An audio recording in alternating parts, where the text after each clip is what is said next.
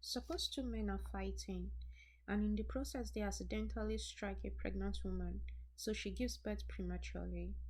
If no further injury results, the man who struck the woman must pay the amount of compensation the woman's husband demands, and the judge approves. But if there is further injury, the punishment must match the injury.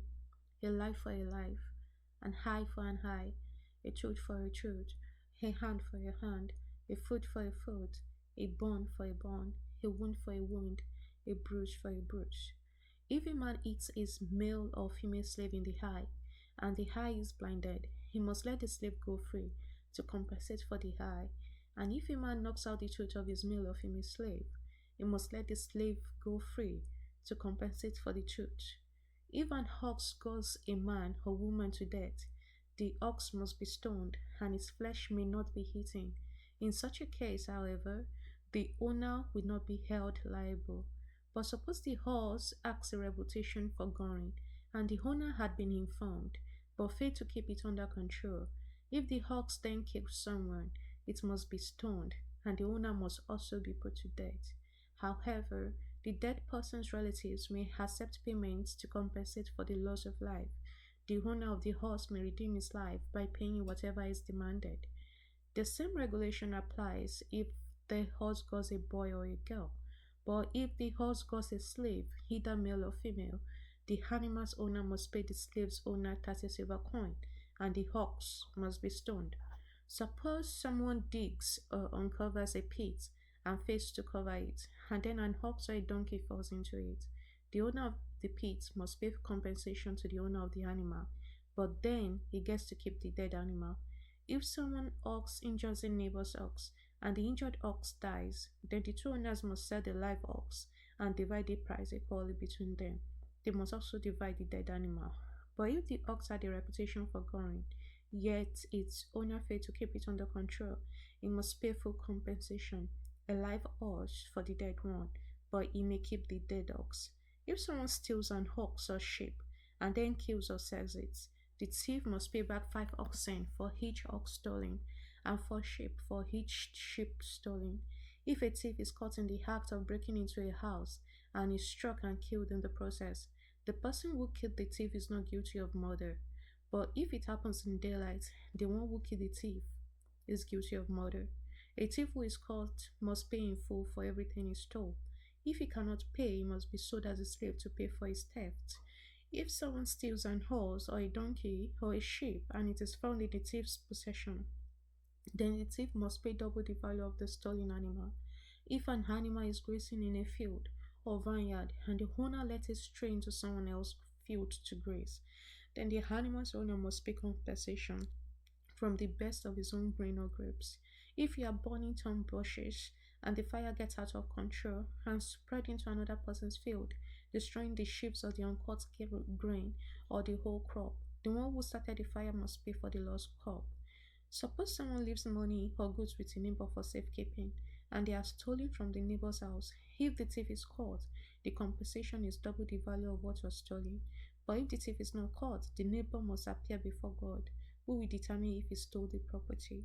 Suppose there is a dispute between two people who both claim to own a particular ox, donkey, sheep, article of clothing, or any lost property.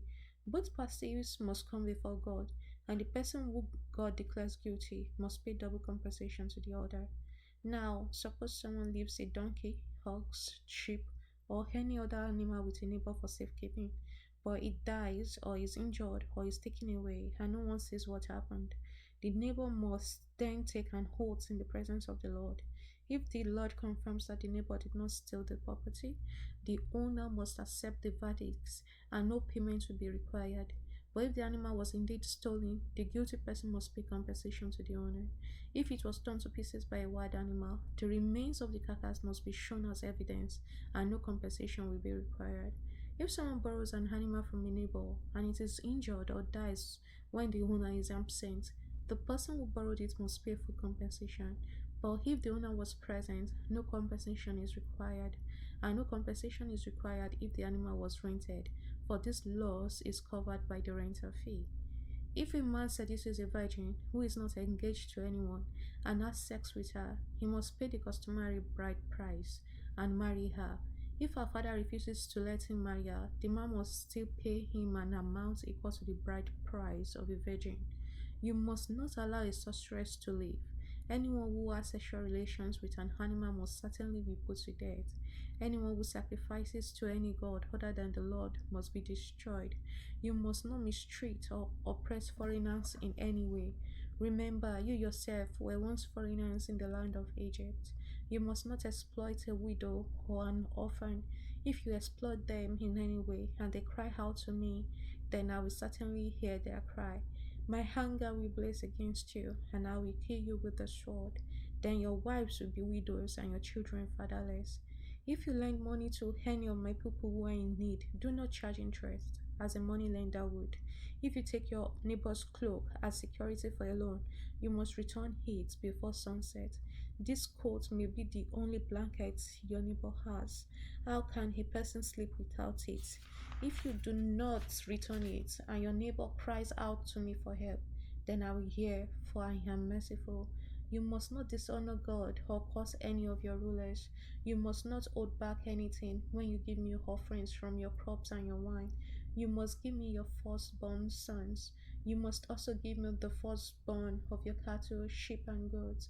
But leave the newborn animal with his mother for 7 days, then give it to me on the eighth day.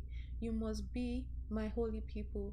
Therefore, do not eat any meat that has been torn up and killed by wild animals. Throw it to the dogs. You must not pass along false rumors. You must not cooperate with evil people by lying on the witness stand. You must not follow the cloud in doing wrong.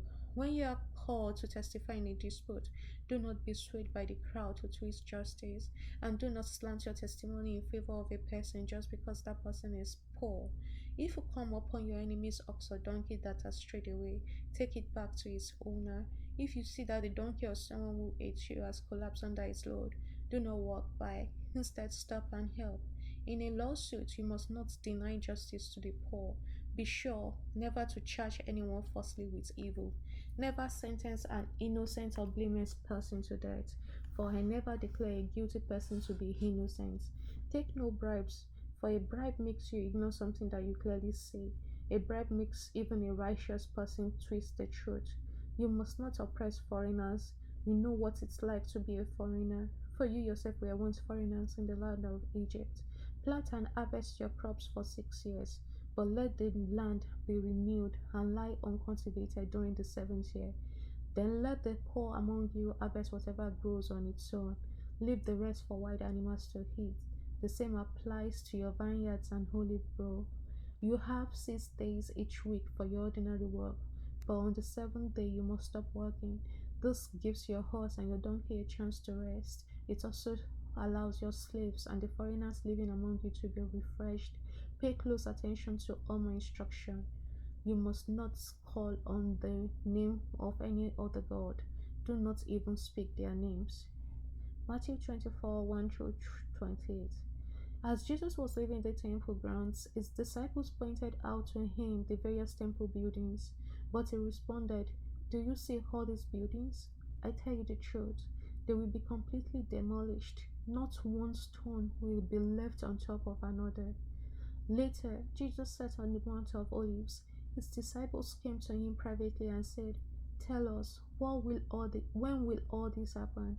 What sign will signal your return and the end of the world?" Jesus told them, "Don't let anyone mislead you, for many will come in my name claiming, 'I am the Messiah.' They will deceive many, and you will hear of wars and threats of wars. But don't panic. Yes, these things must take place, but the end won't follow immediately. Nation will go to war against nation, and kingdom against kingdom. There will be famines and earthquakes in many parts of the world, but all this is only the first of the birth pains, with more to come. Then you will be arrested, persecuted, and killed. You will be hated all over the world because you are my followers, and many will turn away from me and betray and hate each other. And many false prophets will appear and will deceive many people. Sin will be rampant everywhere, and the love of many will grow cold. But the one who endures to the end will be saved, and the good news about the kingdom will be preached throughout the whole world, so that all nations will hear it, and then the end will come.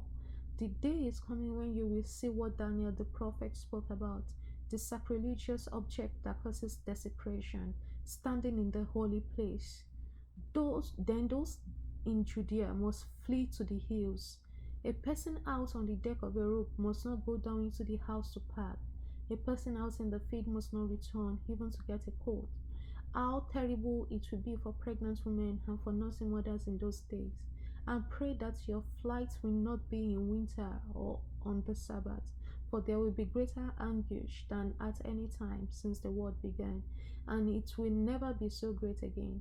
In fact, unless that time of calamity is shortened, not a single person will survive, but it will be shortened for the sake of God's chosen one.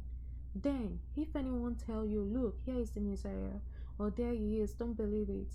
For false messiahs and false prophets will rise up and perform great signs and wonders, so as to deceive, if possible, even God's chosen ones. See, I have warned you about this ahead of time. So if someone tells you, look, the Messiah is out in the desert, don't bother to go and look.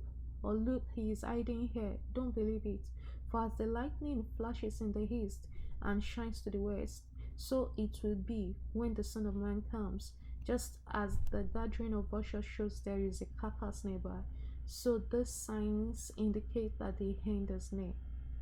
Psalm 29 1 through 11. Honor the Lord your heavenly being.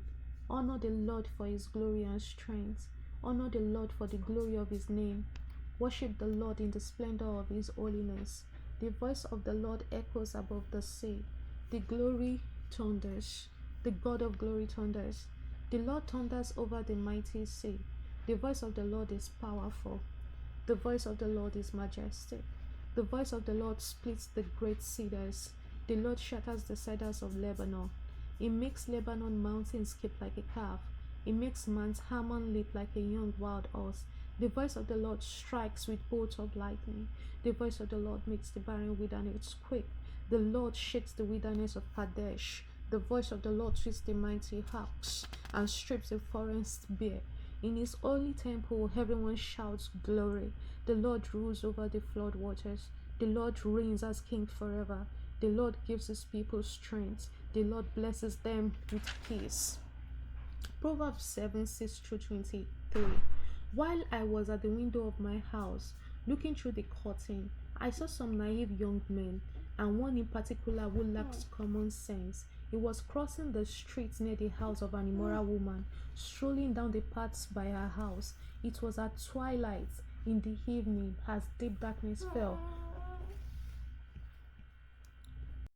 It was at twilight in the evening as deep darkness fell. The woman approached him, seductively dressed and sly of heart. She was the brashly rebellious type, never content to stay at home. She is often in the streets and markets, soliciting at every corner. She threw her arms around him and kissed him, and with a brazen look she said, I've just made my peace offerings and fulfilled my vows. You are the one I was looking for. I came out to find you, and here you are. My bed is spread with beautiful blankets, with colored sheets of Egyptian linen. I've perfumed my bed with myrrh, aloes, and cinnamon. Come, let's drink our fill of love until morning. Let's enjoy each other's caresses. For my husband is not home. He's away on a long trip. He has taken a wallet full of money with him and won't return until later this month. So she seduced him with her pretty speech and enticed him with her flattery. He followed her at once like an horse going to the slaughter. It was like a stag caught in a trap, awaiting the arrow that would pierce its heart. It was like a bird flying into a snare, little knowing it would cost him his life.